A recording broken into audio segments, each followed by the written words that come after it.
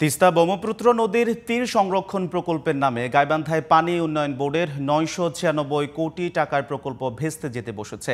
ভাঙন প্রতিরোধে এত টাকা ব্যয় করা হলেও বছর না ঘুরতেই বালুর বাঁধে অন্তত ৫২টি পয়েন্টে নেমেছে ধস। কংক্রিটের বোল্ডারও ধসে গেছে পানিতে। বাঁধ ভাঙার আতঙ্কের আশেপাশের বাসিন্দারা এর মধ্যে নিরাপদ জায়গায় আশ্রয়ের সন্ধান শুরু করেছে। গাইবান্ধার প্রতিনিধি গোপাল মহন্তের রিপোর্ট, বিস্তারিত জানাচ্ছেন আব্দুল মালেক।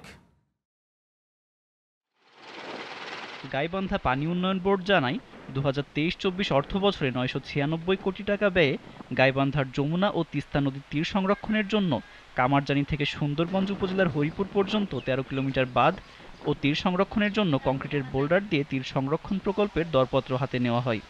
দরপত্র অনুযায়ী কাজটি পান পাবনার ঠিকাদারি প্রতিষ্ঠান গোলাম রব্বানী কনস্ট্রাকশন।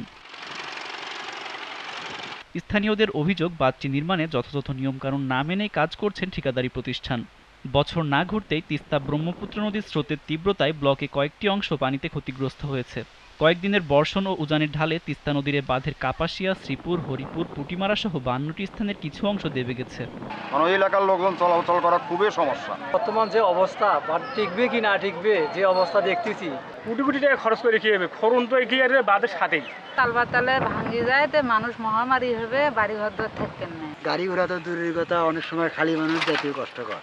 ক্ষতিগ্রস্ত স্থানগুলি পর্যায়ক্রমে সংরক্ষণ করা হচ্ছে বলে জানালেন পানি উন্নয়ন বোর্ডের নির্বাহী প্রকৌশলী। বাংলাদেশ পানি উন্নয়ন বোর্ড ইতিমধ্যেই এই এলাকাগুলোকে কেন্দ্র করে একটি সমীক্ষার কার্যক্রম সম্পন্ন করেছে। সেই সমীক্ষা প্রকল্পের সুপারিশের আলোকে আমরা একটি ডিপিপি প্রণয়নের কার্যক্রম চলমান রাখছি। আশা করি এই প্রস্তাবিত ডিপিপিটি অনুমোদন এবং বাস্তবায়ন হলে এই ৪টি উপজেলায় নদী ভাঙনতে রক্ষা পাবে। ক্ষতিগ্রস্ত অংশগুলো দ্রুত মেরামতের দাবি স্থানীয়দের। আব্দুল মালেক, জিটিভি নিউজ।